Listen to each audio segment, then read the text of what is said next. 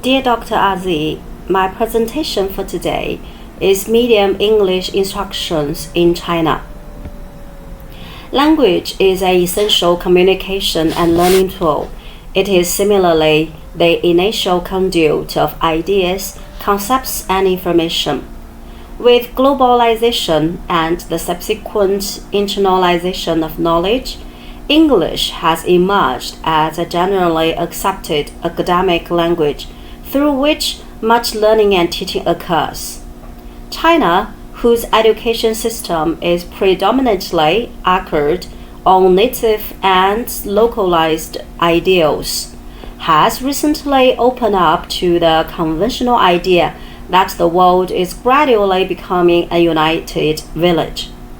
China stands to benefit greatly through EMI when its students become competitive in the world market, when other international students interact with the Chinese traditions, and the moment when its population comfortably interacts with the rest of the families in the world.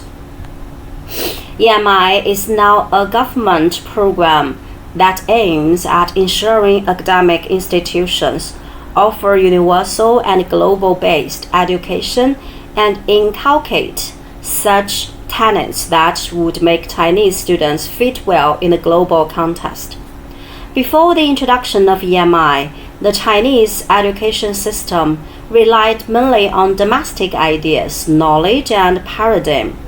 EMI engaged a paradigm shift, welcoming international-oriented education with eyes not only on the well-being of local situations, but also on the betterment of the world.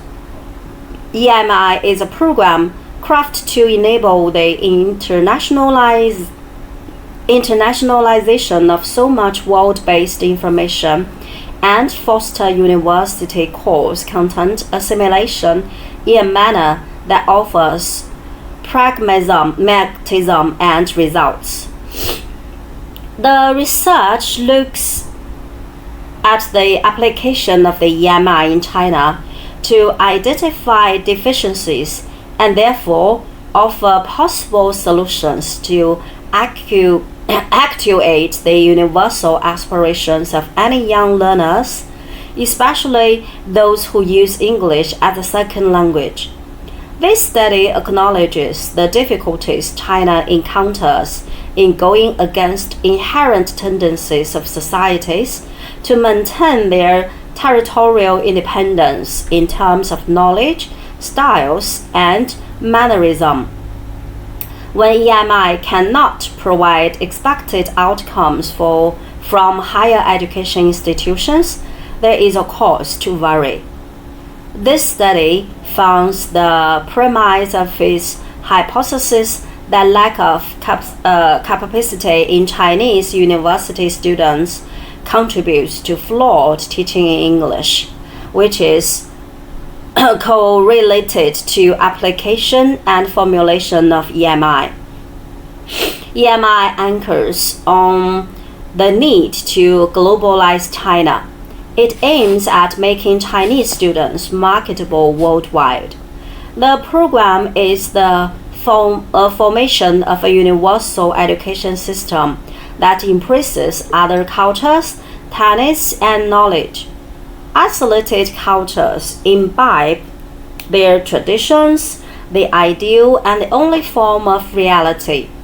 Sharing and local use of knowledge learned can only occur when learning a language allows one to reflect and generate more knowledge.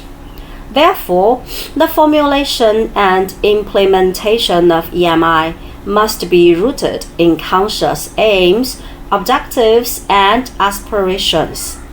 The underlying variables must thus be aligned towards the establishments and the society targets to reap from the program's undertaking.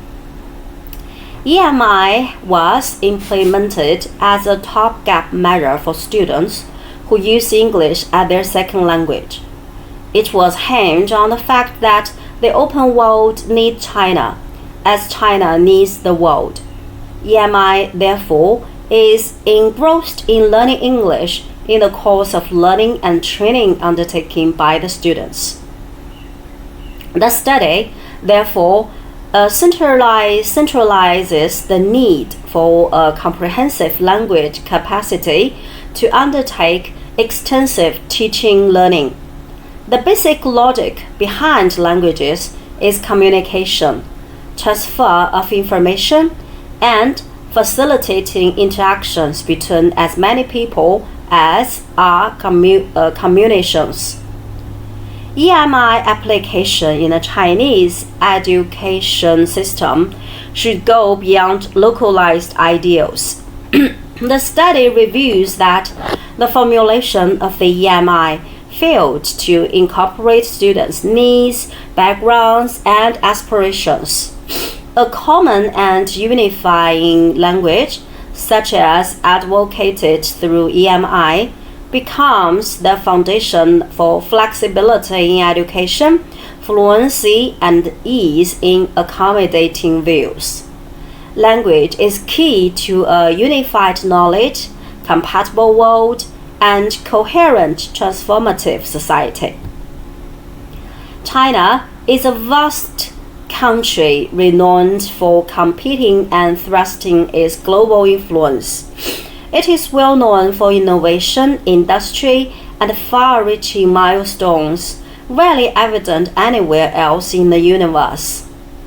Incorporating people's wills and juxtaposing them to the administration's viewpoint makes it easier for the researcher to extrapolate the relationships that hold the hypothesis elements.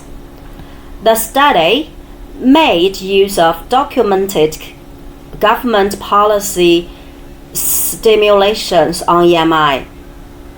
It was then weighed against people's perceptions as obtained through a thorough sampling of higher education graduates, thus was the pertinent marketplace.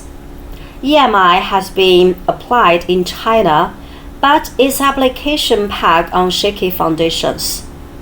The student outcomes show that they are not competitive in their competencies in the world arena.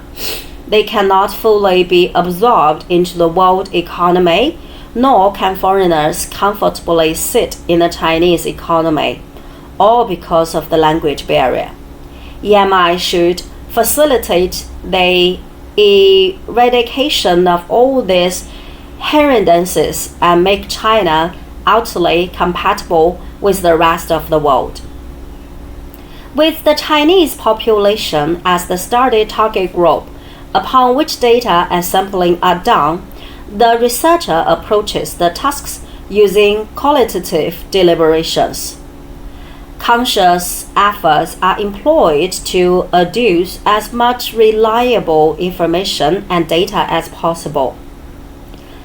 The study's conceptual framework shows the nexus between EMI applications, student outcomes, here reduced progression in language proficiency, and the inference into the general economic gains of higher education in China. The research grounds its finding in the data collected through secondary sources from documentation and EMI application formulation and implementation designs. There is a close connection between a learner's perception of the learning language and the outcomes and general comprehension of the course content. Equally, the public and corporate sector players got involved because most of the students end up in the industries and companies offering openings for many graduates. The study is pertinent and agitates interest with the stakeholders, adding outward internationally oriented employees. In conclusion, EMI has been a boon to the entire world. It facilitates interactions, efficiencies, and fluence in learning and teaching. Language is so fundamental in understanding concepts and internalizing ideas. The study establishes the gaps that need sealing, the loopholes that spend doom to many young Chinese and energetic population. EMI should be designed to universalize China and make it a desirable destination for higher education, business, and people interaction.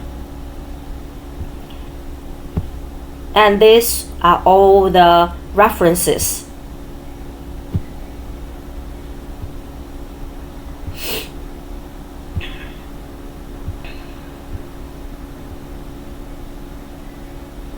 And that's all. Thank you.